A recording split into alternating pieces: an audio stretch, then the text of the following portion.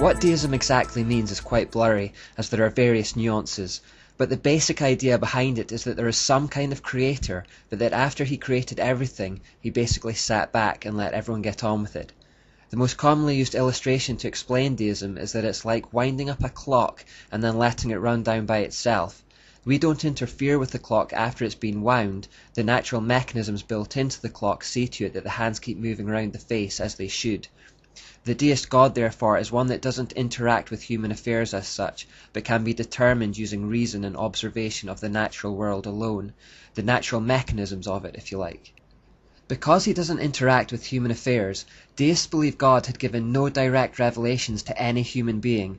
Therefore, all holy books are mere human interpretations of a universal truth. They all contain some strands of wisdom and are of some interest, but none could be considered to be the absolute truth, direct from the mouth of God. None could lay claim to being a perfect and direct revelation. Deists believe that all gods of the world were basically the same one by different names, and that one person couldn't say that his God was any higher than another. This idea that people should abandon ideas of absolute truths largely came about because people had become fed up of religious wars. Instead of everyone fighting about who was the right God, the peaceful solution was to say that everyone was right, everyone had a piece of the truth, and therefore God became less well defined and more subjective. He could be whatever you wanted him to be, and you could call him whatever you wanted to call him. Many deists tended to settle on general and impersonal names, such as Providence. This generalized God was involved in all the seemingly diverse religions and observable in nature, but you couldn't know him personally. Deism was a forerunner to pantheism, not just that God is observable in nature, but that God is nature. God is the trees, the stones, the birds, the rivers. Some deists believe that God interacted with people through creation, and pantheists went one step further and said that God is creation. In pantheism, however, God tellingly normally becomes female and is referred to as Mother Nature or Mother Earth. Use of that term can slip out quite easily, but we should try to eliminate it from our speech. There is no Mother Earth or nature or anything. There is a Father God. Sometimes people personalize Mother Nature and call her Gaia, and that's just the goddess again. Deism was also the forerunner to universalism, the idea that everyone will get to heaven through belief in their own gods. Because they thought that all the different names people had for God were referring to the same one, it didn't really matter which one you believed in.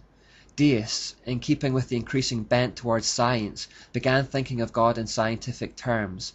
They began referring to him by the umbrella term, the Grand Architect of the universe.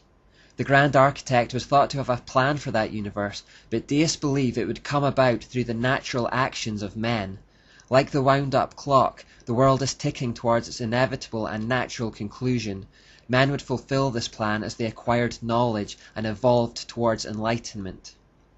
What people were effectively doing was minimizing God. They couldn't do without him altogether, but they didn't like this idea that he was involved in everyday life. Deism was the middle ground that people required prior to Darwin's theory of evolution. When we get our heads round all this, we understand there was a diabolical genius about the Enlightenment as a counterpunch to the Reformation. A situation had developed where people were intent on rejecting the true God because of the excesses of Catholicism, which had nothing to do with God at all, while simultaneously promoting the amalgamation of all Satan's diverse mystery religions and gods under one heading, in deism.